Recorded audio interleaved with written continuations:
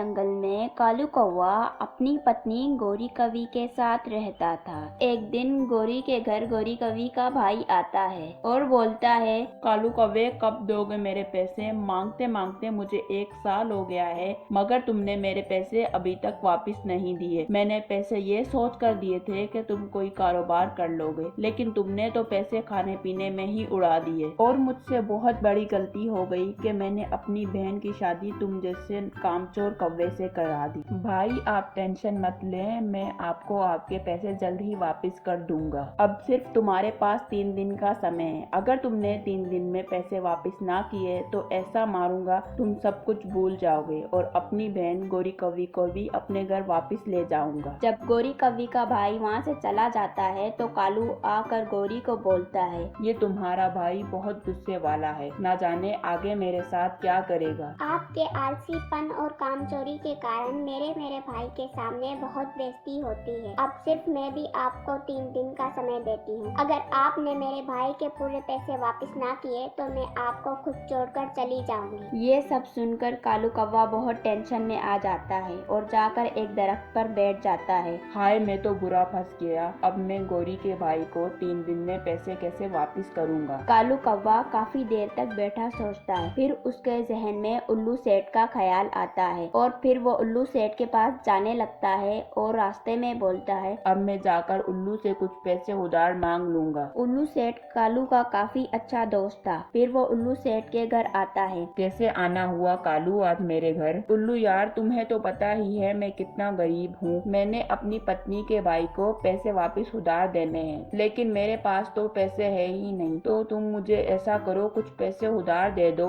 जिसकी वजह से मैं अपनी पत्नी के भाई को पैसे वापस कर दूं। मेहरबानी करके उल्लू मेरी मदद करो। ठीक है, मैं तुम्हें पैसे दे दूंगा, लेकिन कालू इसके बदले मेरे पास तुम्हें कोई कीमती चीज रखवानी होगी। अगर तुम्हारे पास कोई कीमती चीज है तो मेरे पास गिरवी रखवा दो और फिर मैं तुम्हें पैसे उधार दे दूंगा। ये सुनकर कालू सोच में डूब जाता है और बोलने लगता है, मेरे पास तो कोई कीमती चीज नहीं है। गोरी के जेवर भी मैं पहले ही बेचकर खा चुका हूँ। मुझे कुछ ना कुछ करना होगा और उल्लू सेठ से उधार लेना होगा। अगर मैंने गोरी कवि के भाई के पैसे वापस ना दिए तो वो मेरी जान ही ले लेगा। कालू कौवे कहाँ खो गए? मुझे बताओ, तुम्हारे पास कोई चीज है? हाँ, याद आया। उल्लू यार, मेरे पास एक खेत है, तुम वो खेत गिरवी रख लो और मुझे 1000 रुपया उधार दे दो। चलो ठीक है कालू, मैं तुम्हें पैसे उधार दे दूंगा, मगर पहले तुम मुझे खेत दिखा कर लाओ। फिर कालू उल्लू को रानों के खेत में ले जाने लगता है। फिर खेत में पहुंचने के बाद खाली खेत देखकर तब वो बोलता है, शुक्र है यहाँ पर रानो चिड़िया नहीं है। अब मैं उल्लू को आराम से बेवकूफ बना सकता हूँ। उल्लू जी, ये मेरा खेत है और मैं काफी वक्त से यहाँ पर गाजरे उगा रहा हूँ। बताओ ये खेत मेरा तुम्हें कैसा लगा? खेत तो बहुत अच्छा है, लेकिन याद रखना अगर तुमने मेरे पैसे वापस ना किए तो मैं तुम्हारे खेत पर कब्जा कर लूंगा, वो भी हमेशा के लिए। फिर कालू कौवा उल्लू सेठ से पैसे लेकर घर आता है और सारी बात आके गोरी को बताता है। अरे कालू जी, आपने तो रानो चिड़िया और उल्लू को फंसा दिया। अब हम इस जंगल को छोड़कर भाग जाते हैं। वैसे भी ये घर कौन सा हमारा है। ठीक है गोरी, तुम सही बोल रही हो। हम किसी और जंगल में जाकर अब से रहना शुरू कर देंगे। फिर ऐसे ही 1 महीना गुजर जाता है। 1 महीना गुजर गया था, मगर कालू कौवे ने सेठ के पैसे वापस नहीं किए थे। एक दिन उल्लू सेठ का नौकर बोलता है,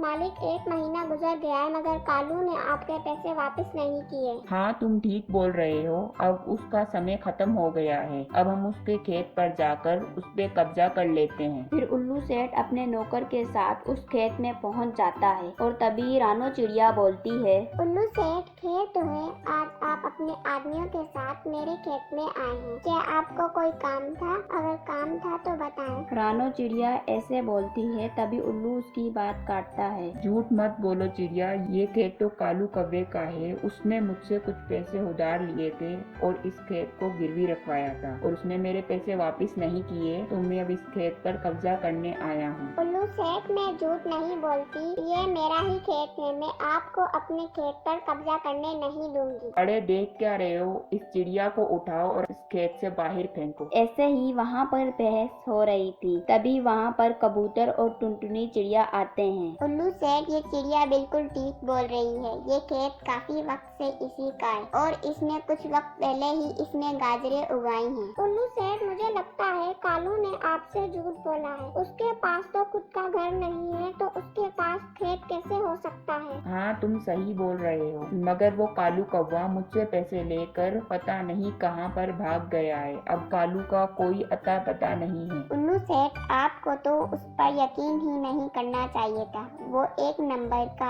आलसी और कामचोर है। हाँ, लेकिन अब मैं क्या करूँ, कैसे ढूंढूं उस कालू कौवे को? उल्लू सेठ, जिस तरह आपको कालू ने बेवकूफ बनाया है, उसी तरह हम भी उसको बेवकूफ बनाएंगे। और मेरे पास एक प्लान है जिससे वो खुद ब खुद जंगल में वापस आ जाएगा। फिर अगले दिन कबूतर गोरी कौवी के भाई के घर जाता है और वहाँ पहुंचकर बोलता है, कालू कौवा आजकल कहाँ रहता है? वो हमें दिख ही नहीं रहा। हमें उसका सोना उसे वापस करना है। सोना? कौन सा सोना? कालू कौवे के घर के नीचे से एक सोने का बड़ा संदूक निकला है और मिट्टू महाराज चाहते हैं कि उसमें से कुछ सोना कालू कौवे को भी दिया जाए, मगर कालू कौवे का तो कोई अता पता ही नहीं है। अच्छा, कालू कौवा यहाँ आएगा तो मैं कालू कौवे को बता दूंगा। फिर कुछ ही देर में कबूतर अपने जंगल पहुंच जाता है और तभी चिड़िया उल्लू सेठ को बोलती है, देखना उल्लू सेठ, कालू कौवा अब खुद ब खुद इस जंगल में वापस आएगा। फिर कुछ ही देर में कालू को सोने का पता चलता है। फिर कुछ ही देर में वो जंगल वापस आता है और आते ही बोलता है, कहाँ है कबूतर मेरा सोना?